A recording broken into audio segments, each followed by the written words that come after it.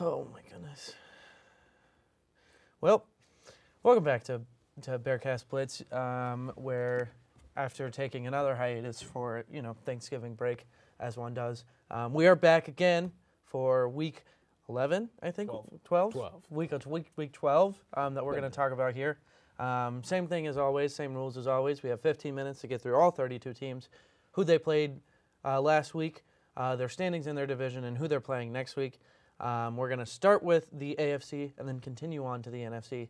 And we're going to see if we can get it under 15 minutes. After that, we have a few other things that we like to talk about, fantasy, playoff picture, etc. And we will kind of start with our blitz. So you have 15 minutes. Let's go. All right. We're going to kick it off first with the AFC North. Unfortunately, very sad to report, another Bengals loss. The Bengals at home lose to the Steelers, the Pittsburgh Steelers. Final score 16-10. Just a couple fun facts. This was the Steelers' first game in 53 games where they eclipsed 400 scrimmage yards. Coincidentally, the 53rd games was the entire Matt Canada tenure. So, spoiler alert, they did release Matt Canada shortly before this game and came in, and I don't know the total number, but eclipsed 400 scrimmage yards, but still somehow only put up 16 points.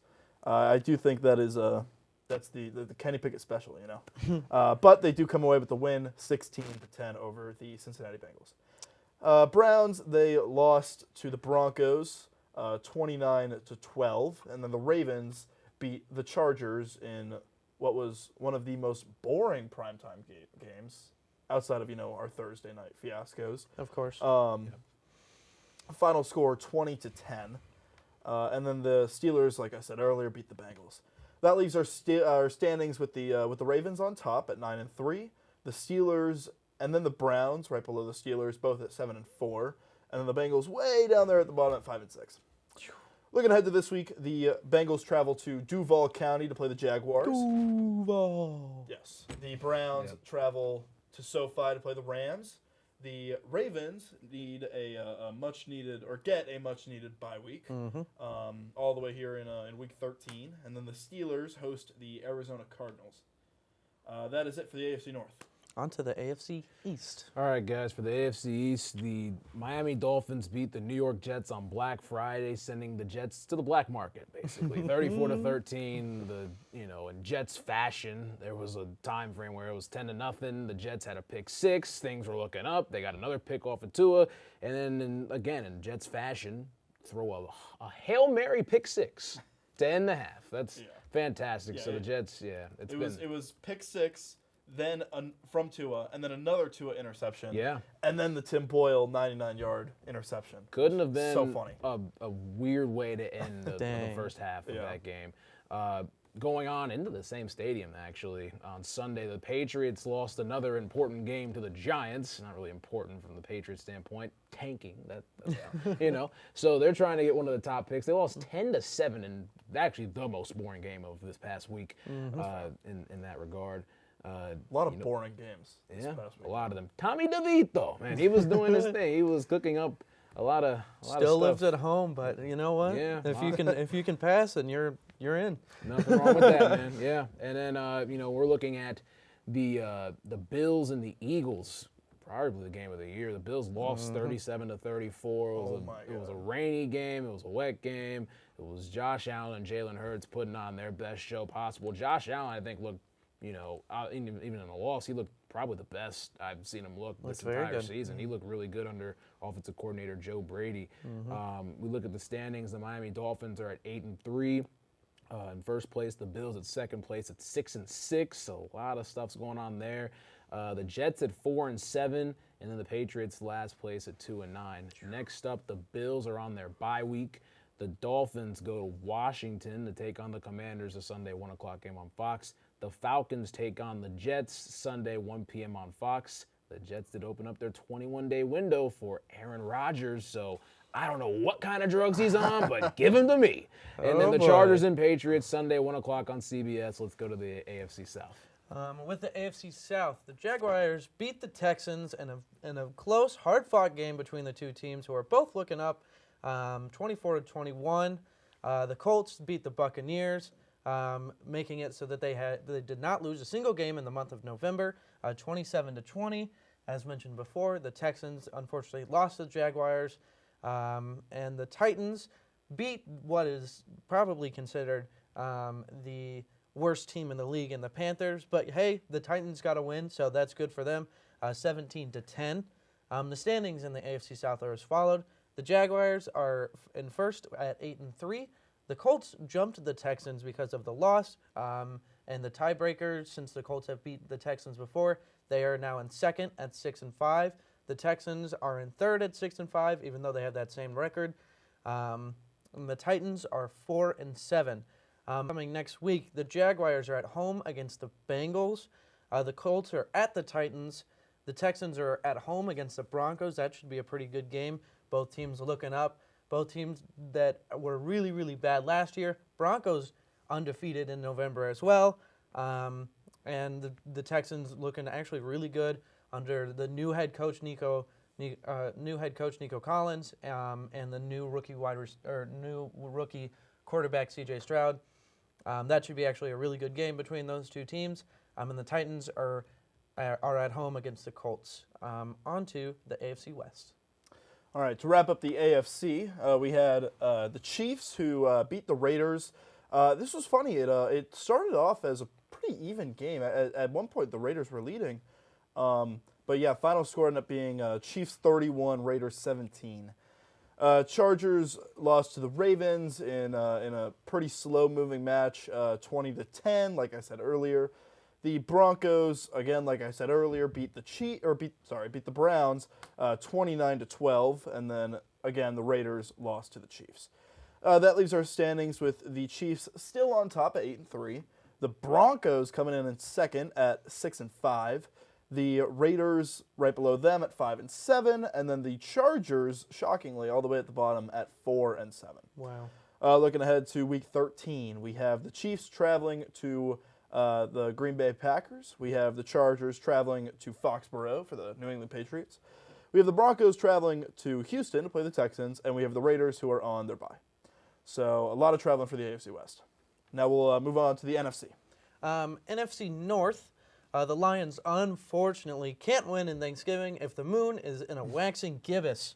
So they lost to the Packers, 22-29. That's a crazy stat. I don't know that. That's crazy. Very, very specific, but you know what? That's an awesome stat. Look at this. We got the Lions. The Detroit Lions have an 0-12 record on Thanksgiving when the moon is in a waxing gibbous phase. And, you know, the Lions have played every Thanksgiving day pretty much since the end of World War II. Their record all-time is 37-45-2. But still, 12 of those losses have come when the moon is in a waxing gibbous phase on Thanksgiving Day, which, again, has only happened 12 times, but they've happened to lose all 12 of those games, which is crazy. Who keeps an eye on I that? know. Who keeps an eye on yeah, that is an ESPN stat if I've ever heard of it. Yeah, very much so. Yeah. But, I mean... But yeah, we felt it was important to share. It definitely very, was. very important to share. It's one of those stats that are just kind of fun. I know, yeah. The Vikings have unfortunately lost to the Bears. That score was 10-12, so that was a very boring defensive game. The Packers, as mentioned, beat the Lions 29-22, and as also mentioned, the Bears beat the Vikings. The standings for the NFC North, the Lions still on top because they've been doing well so far this season. They're at 8-3 now. The Vikings are at 500 with that loss to the Bears at 6-6. Half a game behind them, and in third place in the NFC North are the Packers at 5-6, and the Bears are all the way at the bottom, but are kind of sneaking in there and could mix it up a little bit. They're 4-8 at the bottom of the NFC North. Going on to next week, the Lions are against the Saints. A little redemption game for them. The Vikings are on their bye. The Packers are at home against the Chiefs. So we'll see if the Packers are actually in that league with the big boys, or as mentioned previously, it is a waxing gibbous Thanksgiving miracle for the Packers. And the Bears are on their bye. On to the NFC East. All right, guys, for the NFC East, we talked about the Bills half in the game of the year. Let's talk about the Eagles half in this one. Again, it was 37-34. It started off really rough for Philadelphia. They were down 10 points early on. Jalen Hurts' first 3 passes of the game were all throwaways. Just stuff wasn't going right. Then they finally figured it out and realized that, hey, Jalen Hurts has legs, and they used his legs. And he was able to run for some touchdowns, throw some really nice touchdowns as well. He had one, the Olamide Zacchaeus, which really just turned the electricity up in the stadium going forward. And it was such a classic finish with Jalen Hurts, running a quarterback power for a touchdown led by, lead blocker and, candidate sexiest man alive, Jason Kelsey on the pool. So that was a big one for the Eagles. They're 10-1 at the moment. The Cowboys were in command of this one on Thanksgiving. They beat the Commanders 45-10. Dak Prescott's never lost the Commanders in Dallas. He's basically owned them. A bunch of owning, commanding. I don't even care about the references on that one. The Giants, they beat the Patriots 10-7. Not the first time the Giants beat the Patriots in a big game, but 10-7 is just a rough one. Standings: the Eagles 10-1 in first place in the NFC overall. The Cowboys at 8-3. They've been turning it on recently, especially against the bad teams. A lot of those on the schedule going forward. The Giants 4-8, which I did not expect them to climb over the Washington Commanders, who are also 4-8 at the moment because the Giants beat the Commanders a couple weeks ago. Next up, the Giants are on a bye week. The Seahawks, they take on the Cowboys Thursday Night Football on Prime. We're going to predict the score here in a little bit in our Thursday night fiasco. Dolphins, Commanders, the 1 o'clock game on Fox, and then, the biggest one of them all, it's the top 2 teams in the NFC take on each other, the 49ers at the Eagles, Sunday at 4:25 on Fox. It's going to be a massive NFC Championship rematch. Game of the week. It's going to be game of the week, maybe recount it to game of the year. Who knows? What's going to the NFC South? We'll have to see. Yeah.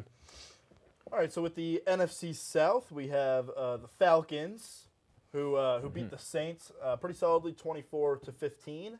And this was actually a pretty special game because the Saints had a chance to, if they had won this game, to take back the lead in their entire historic rivalry. The only time the Saints have ever led in the win-loss versus the Falcons in all time was the first ever game they played where the Saints happened to win. Wow. It has not happened since. That's crazy. This was the Saints' chance to make this the second ever time they've had a lead in their historic rivalry, and they couldn't. That's insane. So Falcons come away with the win. Buccaneers, they lost to the Colts in a pretty good shot for both teams, but the Colts pulled away. They played a little bit better. Final score 27-20. The Panthers lost to the Titans 17-10. Thus making the Panthers the first team to reach double-digit losses. But, yes, they are still not mathematically eliminated from playoff contention, which is pretty funny. That leaves our standings with the Falcons reclaiming the top spot, but only at 5-6. The Saints right behind them, also at 5-6. The Falcons just hold the tiebreaker for now. The Buccaneers right below at 4-7, and then the Panthers way down there at the bottom at 1-10. Looking ahead to Week 13, the Falcons travel to New York to play the Jets. The Buccaneers host the Panthers. Panthers travel to Tampa, obviously, and then the Saints host the Detroit Lions. All right, on to the West. All right, guys, for the NFC West, you had 2 divisional matchups. You had 1 divisional matchup take place on Thanksgiving because, family, football, and foes had to be played. The Niners beat the Seahawks. They went into their house and just destroyed them, 31-13. It was a shellacking on the field. Christian McCaffrey did his thing. He scores touchdowns when he plays for the 49ers. It doesn't happen much where he doesn't score with them, but, he had a really good game in that regard. They just dominated the game from start to finish. The Seahawks looked absolutely lost. There's some problems going on, especially not having their running back and Kenneth Walker, who was the juice for this team. So 2 teams that are going in different directions at the moment. Both teams were 6-3 at one point. Now you're looking at the Niners separating from the Seahawks and the rest of the pack in the NFC West. The other game, the Rams beat the Cardinals. I believe it was 37-14. The Rams dominated. They just imposed their will on this Cardinals team, did their thing. There was a funny moment where I believe it was Greg Dortch caught a one-handed touchdown and did the two small thing. He's like 5'8", and it's just really ironic to see him do that. That was really, it was a spectacular catch. It's a funny clip. Mossed a defensive awesome back catch. Like 6 inches taller than awesome catch, but down 29 in that regard. I mean, you got to find the bright spot in whenever you can. Sure. But the Rams did take care of business out in the desert. The standings are the 49ers in first place at 8-3. The Seahawks have slipped off a cliff and maybe falling farther at 6-5. The Rams have climbed up to 5-6. Oh, wow. They're in this playoff race right now, and getting some guys back and healthy. We'll see what happens with them. And the Cardinals, I will say, Zach, the Cardinals are 2-10, but technically the Panthers did lose at 4 o'clock, and the Cardinals game started at 4 o'clock. So the Panthers were the first team to make it to 10 losses. Oh, wow. The Cardinals okay. joined. I know technicalities and everything. That is fair. Technicalities, but yes, I just wanted to throw that out there. But not trying to be a nerd. The Seahawks and Cowboys, again, they play each other Thursday Night Football on Amazon Prime. The Cardinals go to Pittsburgh to take on the Steelers in a Super Bowl 43 rematch Sunday, 1 o'clock on CBS. The Browns and Rams, they have a little history. The Cleveland Rams at one point. Sunday, 4:25 on Fox, and then the Niners-Eagles game, as we mentioned, Sunday, 4:25 on Fox. That's it. There you go. Boom. 10 seconds. 10 seconds. 10 seconds, baby. 10 seconds. 10 That many. Ain't Yep. bad. That's why I looked over. I was like, we'll see what happens. And there we go. Yep. That was close. Very close. Yes. There we go, though. Yep. You got it. Good job. All right. You know what that means? Episode's going to be released. There's not been an episode released where If we you haven't watched hit this far, it's been released. That's awesome. Okay. On to our fantasy watch. Fantasy. Top 10 fantasy leaders for Week 12. Starting off at the very top with our first quarterback, Josh Allen. As you mentioned, they still lost that game, but he played a hell of a game. I want to say something about Josh Allen. Since they've gotten Joe Brady as the offensive coordinator, we've seen the Josh Allen that everyone's expected to be playing at this high level and stuff. The one who should be on the Madden cover. Exactly. But the thing is, before Josh Allen, I'm not going to lie, man, the dude was playing like he had a bottle of Henny in one hand and was running with the football in another. He was just running around like, hey, man, I'm going to just throw this ball somewhere. Just do what I but, can. He had his eyes closed half the exactly, he did. But Josh Allen has been playing a lot better, and that's going to be the key to success, going forward for the Buffalo Bills. We're going to see what happens with them, but, it's going to start with him, even though they lost that tough game against the Eagles. Taking a glance at this list, I haven't really looked at many names. This is a quarterback stacked top 10 list for Week 12.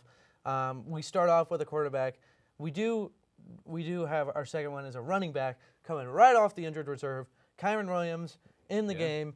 Just he went from kind of like being around when he was playing, and he took that time off to heal. I can't remember what his injury was, but sprain, something like that. ankle. He came in and he was like, it's my time now, and he got 38.4 fantasy points for the Rams. Wow. I have a confession to make. He was on my bench.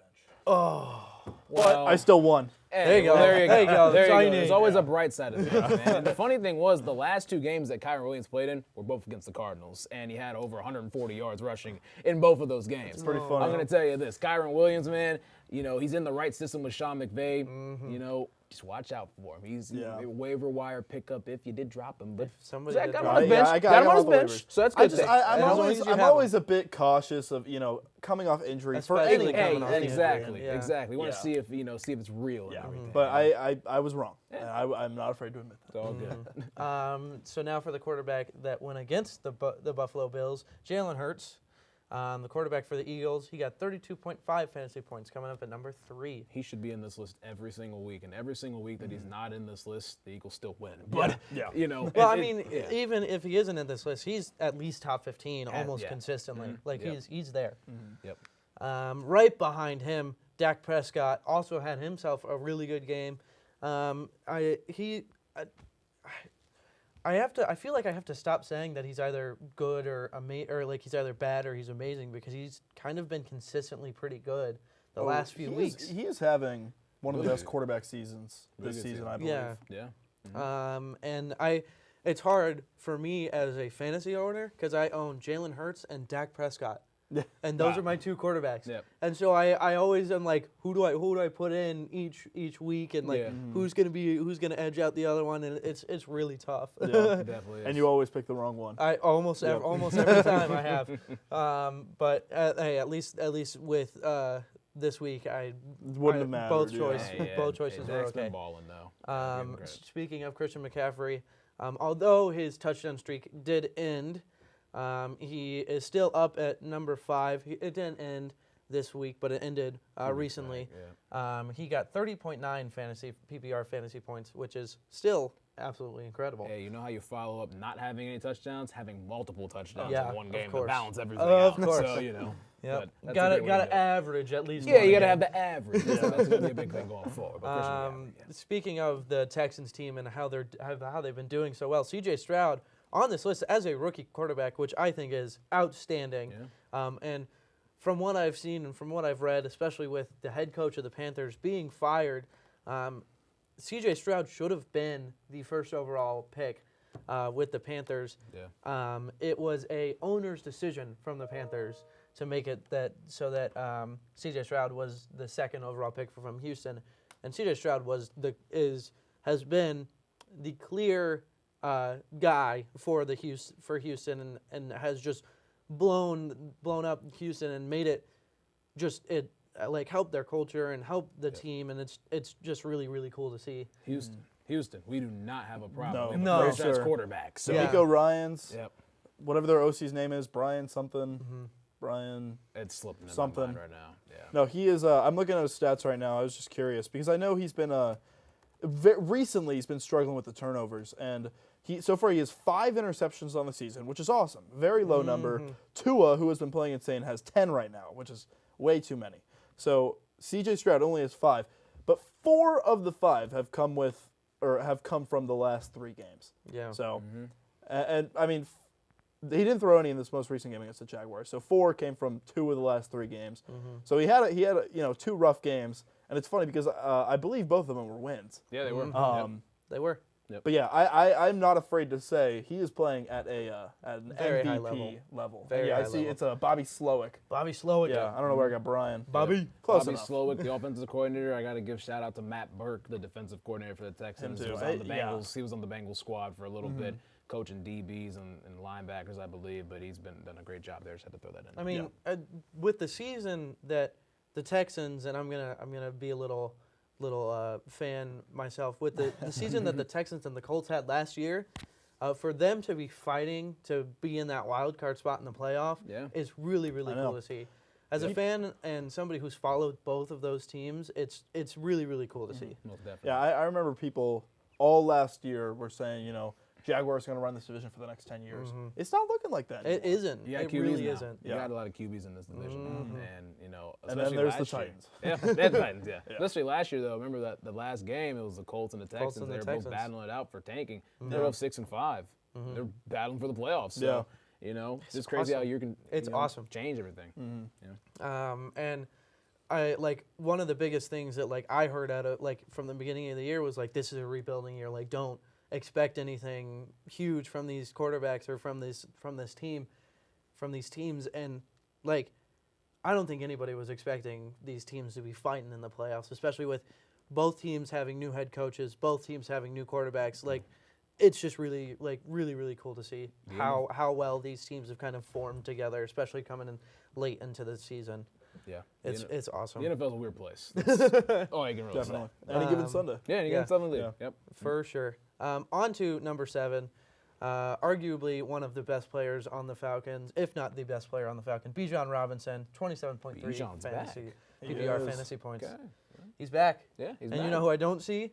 Jameer Gibbs. I feel like you're either going to see Bijan Robinson or Jameer Gibbs One on or this the top other. 10 Yeah. list. No, it's never really both of You them. should be seeing one of them at least, but we'll keep that to ourselves. Yeah. Bijan had himself a game. I don't know if you watched it or if you have I did. anything for him. Oh, it was But great. Yeah, Yeah. it was awesome. Seemed like he had an awesome game. No, it was a pretty resounding win for the Falcons, which is good because Especially they divisional. started off so hot and then just weeks I don't know 4 through 9 were just awful for them. Yeah. So yeah, it is nice to see him back on the come up. Definitely.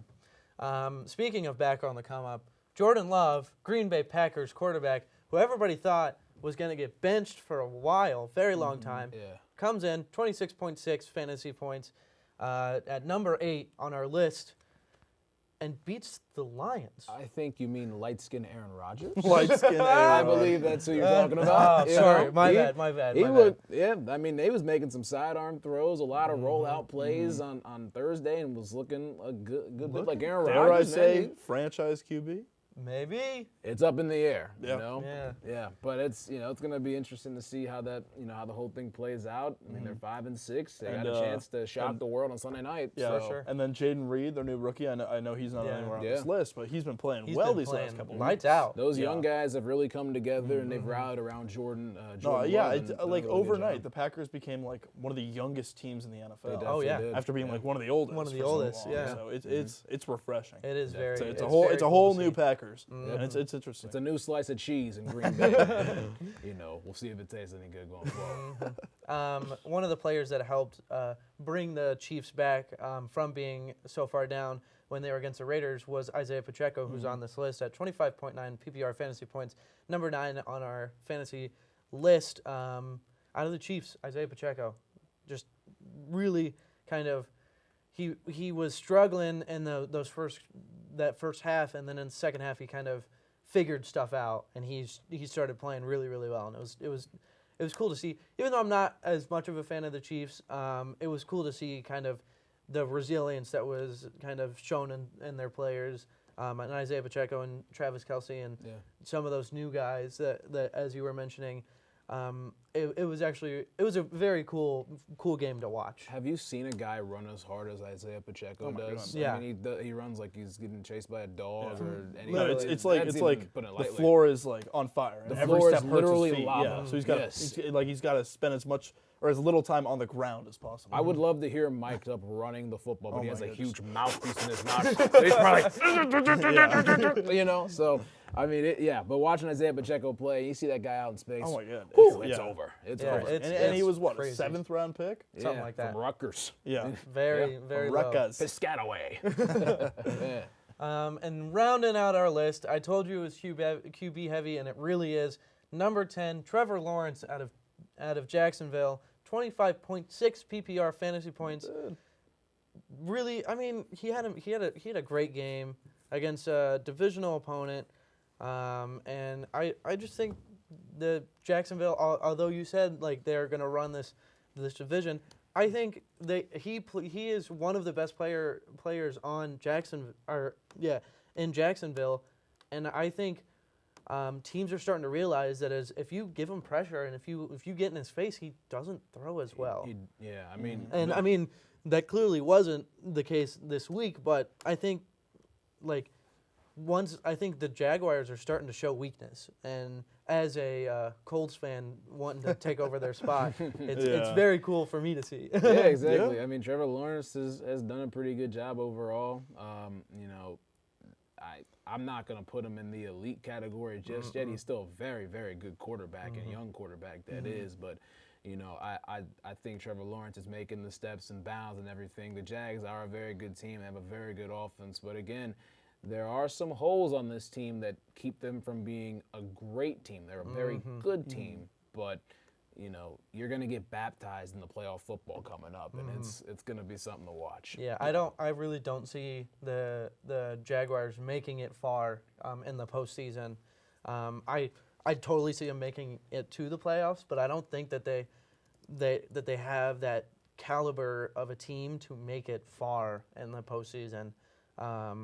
I think at most they make it as far as they did last year, where they kind of lose right before the AFC championship I don't game. think that's a loss for them, though. I Yeah. think if they make it to the divisional round If they with make it to this the team Coming again, off of back-to-back first overall picks. Yeah, and you go and then, back-to-back divisional 2 rounds. seasons later, making it that deep in the playoffs. Yeah, I mean, that's not a loss at all. Yeah, but you do can't win agree the with Super you. Bowl I do every agree. season. The AFC's rough this year. Oh, it It's, very much is. I mean, unless you're playing I'm not going to say unless you play the 7th seed because, the Colts are in there, and the Colts have surprised a lot of people. The Texans can really spark anything. Yep. If the Bills are at the 7th seed and you see a refreshed and rejuvenated Josh Allen playing. Ooh. You don't want to see him coming into to your home and everything. So that's going to be big. But then the Steelers and the Browns, really good defenses. It's going to be rough for these teams that are hosting in the playoffs. And maybe we'll talk about the playoff picture here real quick. Yeah. Speaking of the playoff picture, I should let you go first. But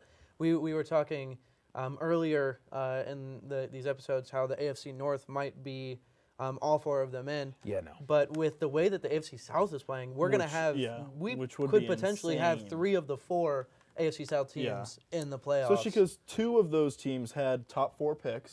Yep. Actually, I mean, the Texans had 2 of the top 4 picks. Yeah, the Texans had 2 of the top 4 picks. 3 out of the top 4 picks in the AFC most recent draft was the AFC South. Yeah. And before that, we had Jaguars first overall. Back-to-back. Jaguars first overall again before that. Yeah. I mean, Titans, they're playing poorly now, but they were the great. division leader. Oh, they the were Titans for a were long that 2 time. seasons They were ago. that team for about 2 or 3 years. And I get they've dipped, and maybe Vrabel is on his way out, but Hey, the South has been one of the weirdest divisions of football over the for last sure. 5 years because you had the Texans running that thing, then you had the Colts were Colts up were there and running it everything. for a The Colts while. ran that in the 2000s. Oh, like, yeah. They ran it Early like crazy, 2000s, it was you know? all the Colts I mean, it was division. Manning. It was Peyton Manning. It was fantastic. But, each team has seen their window where they've ran this division, and it's obviously been swept under the rug that the AFC South before wasn't a great division. It was only a 1-team race. Now it's a 3-team race. The Titans are 4-7. It's nothing terrible, but it's it's one of the more intriguing divisions in football when you're looking at a historical aspect. For So sure. I mean, you've seen this division bring 3 teams to the playoffs. The year in particular, 2007, you had, I believe, the Colts won the division, the Jags went to the playoffs as a wild card, and then the Titans went to the playoffs too. Yeah. So there's been a could see it history. again. There's been a history of having 3 teams sorry, in the playoffs. did you have that memorized? Yes, I did. Wow. I did. I'm not making fun of you. That's pretty impressive. Hey, you guys should also check out the podcast, Cut to the Chase Sports Podcast. You can see crazy, weird stuff that I remember. It's really The plugs that you like, I am surprised at how like seamless these plugs have been. I keep them in because they're like so impressive. Yeah. I want to appreciate take them that. out, but like you like seamlessly plug, and I'm like, yeah, nah, we're keeping it in. Hey, you can do whatever you want with that one, man. I don't really care, but I appreciate that. But yeah, what's the playoff picture? So yeah, Let's season start ends there. today. Season ends today. What are the playoff picture? What does the playoff look like? Yeah. On a bye week, we have the Baltimore Ravens with the first seed. We have the Kansas City Chiefs, who would be hosting the Indianapolis Colts. Man. We have the Jacksonville Jaguars, who would be hosting the Cleveland Browns. And we have the Miami Dolphins, who would be hosting the Pittsburgh Steelers. Looking over at the NFC side, we have the Philadelphia Eagles, no surprise there, with their bye week. We have the 49ers hosting the Vikings. We have the Detroit Lions hosting the Seattle Seahawks. And then we have the Atlanta Falcons hosting the Dallas Cowboys. All right. So, yeah, I mean, I think we can say right now that would be a blowout. Yeah, Definitely. I was listening to you say that. Funny enough, I think the NFC playoff picture currently is very close to what we're gonna see at the end of the season. I think the 6 and the 7 seed will probably switch around a lot, but I think 1 through 5 are probably gonna stay around the fair. same. Yeah, I would be shocked. for- I mean, for, I understand the NFC South could it's still anyone's division Yeah, with the except Falcons the and the Panthers Saints. really. Yeah. But other than that, I could see this top 5 being this top 5.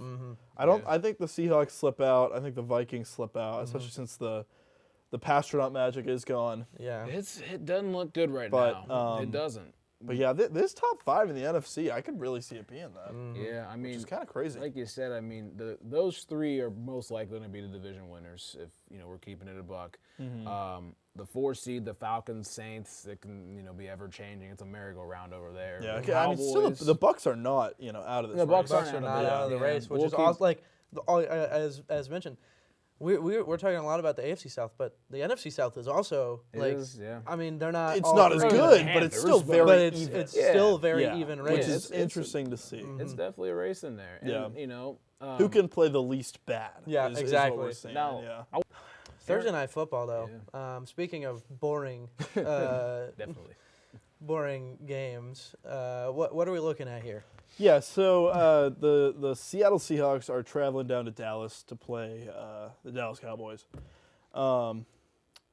It's It's not looking good. I mean, my first thought, we do this segment every week. This is filmed Wednesday nights, so you guys know the Thursday night score and we don't. So we do this all the time. And when I saw this game, my first thought was thinking back to that the Ravens-Seahawks game a few weeks ago. Final score was 37-3. So yeah, I think the Cowboys have a better defense. I think they have a pretty equitable, maybe slightly better offense than the Ravens. Seahawks, I mean, I feel like they haven't changed much since the Ravens game. I mean, that was, 3-4 weeks ago? About 4 weeks ago, yeah. I mean, some of that Geno magic from last year seems to be missing. So, yeah. So, back to, the idea or what's going on. The spread, Cowboys are favored by 9 points, which isn't the highest we've seen this season, but it's pretty high. It's pretty high. Especially for a primetime game. That's game, way high. Two playoff teams at the moment. Yeah. That's pretty high. What should be playoff teams. What should be, yeah. But I'm gonna come out of the gate swinging with a very, very bold prediction. Let's hear it. Hit me.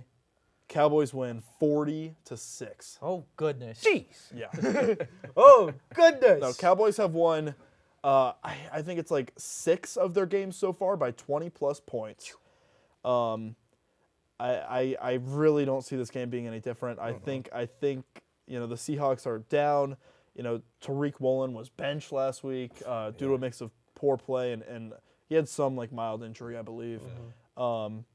So, the Seahawks, the magic just seems to be gone. Their miraculous playoff run in what was supposed to be, an absolute brutal year. Last season was great for them. And then this season, they started off a little bit hot. Yep. I think they're crashing. Cowboys win 40-6. Wow. What a bold prediction that is. I'm going to kind of go a little bit less bold. I'm going to be a little mild here. I do still think that the Seahawks aren't going to be able to put up as many points as people are thinking that they are. I think that as you mentioned, the Seahawks are not playing as well as they should be playing, especially considering that they have been a playoff team for a while and that they should be a playoff team, and they're not meshing somehow, and something isn't clicking with this Seattle Seahawks team. And the Cowboys' defense is not talked about enough. No, not at all. I can't remember what the player's name. You might know. Deron Bland. Deron Bland. MVP. Actually, can we talk about this for a second? Yeah. Can I interrupt you? Deron Bland against the Commanders broke an NFL record of most pick sixes in one season. He now has 5 in one season. And I believe another 2 regular interceptions on top of that. So he is at 7 interceptions, if I'm not mistaken, with 5 of them being taken to the house, which is insane. I think it's absurd that he is not, the clear front runner for Defensive Player of the Year at a minimum. Mm-hmm. He is. Yeah. Maybe I'm overreacting, but I think this is such an insane stat. He has more touchdowns than 20 receivers have had this season. He has more than Justin Jefferson. Yeah. Who, yes, has been injured, but still. It's still principle. Yeah. It's Justin Jefferson. He has more touchdowns than every single New England's wide receiver combined. All right, that's just damn. Yeah. Well, as mentioned, the Cowboys defense is not talked about enough. Right? That's kind of where we're getting at. Cowboys defense is not talked about enough. I think Cowboys are going to win this 27-13. All right. I still think that the Cowboys are going to cover that 9-point spread. I don't think it'll be as much of a blowout. Still think it will be a blowout, but I'm calling a 27-10 bout where the Cowboys take it. All right. So for me, I'm gonna, if we agree, then maybe that flips it. Maybe it'll flip it. It did last time. But I'll say, I think, it doesn't. Cowboys defense is talked about enough. They haven't trailed at all at home this year. 0 minutes and 0 seconds of trailing. My goodness. And I think they will trail a bit tomorrow for 90 seconds. And then the offense is going to be fine. I think the Cowboys are on a heater right now. They've been fantastic ever since they lost a really, really tough game to the Eagles, who they play the week after the Seahawks. So that's going to be a fun one. But yeah, I think the Cowboys' offense has been flowing. Mike McCarthy's been calling some really good plays. Dak Prescott's played good football. They've done a lot of things. CeeDee Lamb's been fantastic. And on the flip side, with the the defense, Micah Parsons, you got guys at the next level that are making great plays. I know Leighton Vander Esch out for the season, but the secondary of the Cowboys has been fantastic. Seahawks, we've mentioned, they're banged up. The magic might be gone. It's a tough. It's not a short week, but it's Is Kenneth Walker still out? He's out. Yeah, oblique injury. Yeah. So that's going to be there's really no way. tough. No way. He's the magic and juice for the team, like Marshawn Lynch was back 10 years ago, which is crazy to say. Yeah. That long ago. But yeah, I'll say that the Cowboys covered the spread. I think it'll be relatively watchable game, but I'm going to go on ahead and say the Cowboys win this one. I'm going to say 31-17. Yep. 31-17. I think it'll be closer at the beginning. Seahawks have a little bit of life. No, Cowboys they just, don't. No. Geno makes a turnover in the second half that just kind of makes the game go a little sour, and Cowboys win this one. Yeah. Oh yeah, for sure. Our final thing, just to remind everybody of who's on bye this week, who to make sure to take out of your fantasy lineup. We got the Ravens on bye, you got the Bills on bye, you got the Bears on bye, you got the Raiders on bye, you got the Vikings on bye, and you got the Giants on a bye. The bye schedule is so confusing. So weird. We went last week from having 0 teams to this week having 6. Yep. Yeah, like Crazy. why not give at least some teams Thanksgiving off? Yeah. Welcome to the NFL. All right, I believe that is all we have right. for today. Well, thank you for watching. Loaded. Thank you for watching Week 12. I think this is episode 5. This is episode 6. Episode 6? Yes. Cool. Episode 6, Week 12. We're kind of about halfway. We're on episode 6 on Week 12. Hopefully we get more than half starting next week. But hey, we're getting close to winter break where we're going to take a little hiatus and kind of watch football and just kind of experience and hang out with our families because this is filmed on University of Cincinnati's college campus. So we're going to take a little break over our winter break, but we will still have one more episode for you next week with just Zach and I, and Very we will Yep. we'll see you next week. But Yeah, here this we is a lot of fun. should maybe be back on we start on the 8th. Be the start on the wild 8th. card. We'll be here for the wild card. Yeah, so we'll be here on the 10th. What's this wild card? Yep, wild card's coming up. Yeah. That'll be like the day before wild card. be a couple of days before. But Okay, yeah. Mhm, Yep. Yeah. So our first episode back. That's actually perfect. Will be the our first playoffs. episode back. We'll We're be gonna able to watch recap the entire season. season. Yep, there you Awesome. go. Okay, There that's you go. perfect. So our first episode back, we'll recap the whole season, talk about the upcoming playoffs. Yep. And it should be a really fun episode. There will be a little bit of a different layout because we're going to be format recapping change a a little full bit. a Yeah. full season. Yep. But we'll still try and keep it a little bit shorter for you guys so that we can kind of so you can watch the whole episode and we don't take up too much of your time. But thank you for watching this episode. Thank you. We will see you next week. At least Zach and I will. Yep. And we hope to see you again. Bye. Bye.